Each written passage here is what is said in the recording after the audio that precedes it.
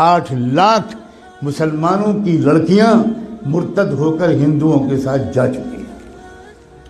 RSS نے ایک بہت بڑی ٹیم تیار کی ہے جو اپنے ہندو نوجوانوں کو 3 یا 6 مہینے کی ٹریننگ دیتے ہیں، اردو زبان بہترین لکھنوی زبان سکھاتے ہیں، تشریف رکھیے، کیسے مزاج ہیں، کیا حال ہے، خیریت ہے، آپ کی دعائیں ہیں، یہ الفاظ سکھاتے ہیں، اور الحمدللہ، انشاءاللہ، ماشاءاللہ، انا للہ، یہ سب سکھاتے ہیں، اور اپنے نوجوان لڑکوں کو یہ سکھا کر کہتے ہیں اب تو مسلم لڑکیوں کو پھنساؤ، اور یہ بھی کہتے ہیں کہ ایک لڑکا اگر کسی مسلم لڑکی کو اس نے مرتد کر لیا تو 2.5 لاکھ کا چیک تو اسی وقت ملے گا، ذاتی مکان اس کے نام کا ہم دیں گے، اور جاب دیں گے، 3 چیزیں دیں گے۔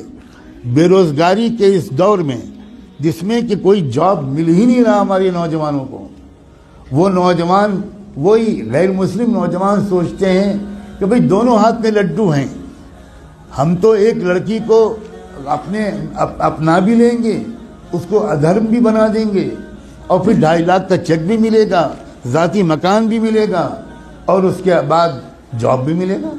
کتنا سستا سودا ہے۔ کسی ہندو لڑکی کے ساتھ اگر شادی کرنا ہو تو مصیبت ہے، وہ تلک اور وہ جہیز اور وہ رسمیں اور وہ مسائل، اتنی مصیبت ہے۔ یہاں تو ہم کو مفت میں لڑکی مل رہی ہے، بلکہ لڑکی کے بدلے پتہ نہیں کیا کیا مل رہا ہے۔ اس مہم پر لگ گئے ہیں کروڑوں نوجوان، لیکن ہم سو رہے ہیں۔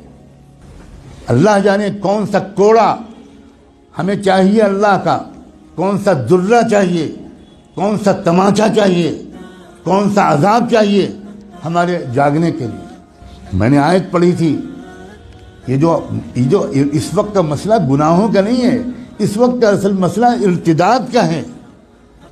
ہمارا ایمان چھیننے کے لیے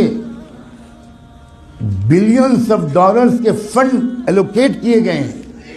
ان پیسوں کا صرف ایک استعمال ہے، مسلمانوں کی جان اور مال لوٹنا۔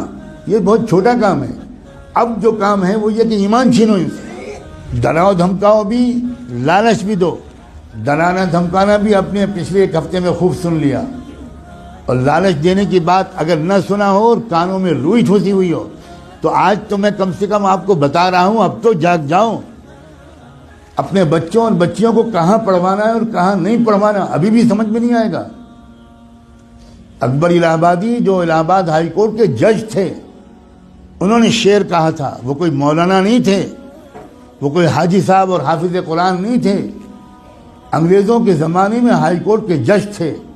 انہوں نے یہ شعر کہا تھا، یوں قتل سے وہ بچوں کے بدنام نہ ہوتا، یوں قتل سے وہ بچوں کے بدنام نہ ہوتا، افسوس کہ فرعون کو کالج کی نہ سوچی۔ خالی وہ کالج بھیج دیتا، بس ختم، وہ تو قتل ہو ہی جاتے۔ اپنے ادارے قائم کرنا، اپنے اداروں میں اپنے بچوں اور بچیوں کو پڑھوانا اسلامی تہذیب کے ساتھ۔ میں بالکل نہیں کہتا کہ آپ نہ پڑھوائیں، لیکن میں یہ ضرور کہتا ہوں کہ اس طرح پڑھوانا کہ ان کی عزت بھی لوٹے، ان کا ایمان بھی چھینے، اس طرح پڑھوانے سے بڑھ کر کوئی پاگل پن دنیا میں نہیں۔ اس سے بہتر یہ ہے کہ میری بیٹی بالکل ان پڑھ رہے، جس کو لگتا ہو کہ یہ غلط جملہ ہے بھگتے گا انشاءاللہ۔ خدا جانے کب ہوش آئے گا، خدا جانے کب تک ہم جمعے کی نماز پڑھ کر اپنے کو اللہ کا ولی سمجھتے رہیں۔ ہم میں سے اکثر لوگ اپنی لڑکیوں کو کالجز میں، یونیورسٹیز میں، اسکولز میں بھیجتے ہیں، اور بالکل خبر نہیں لیتے کہ ہماری لڑکی وہاں سے سائنس پڑھ رہی ہے یا وہاں فحاشی پڑھ رہی ہے، ہماری لڑکی وہاں سے میتھمیٹک اور فزکس پڑھ رہی ہے یا وہاں سے کفر سیکھ رہی ہے، بالکل بے خبر ہے۔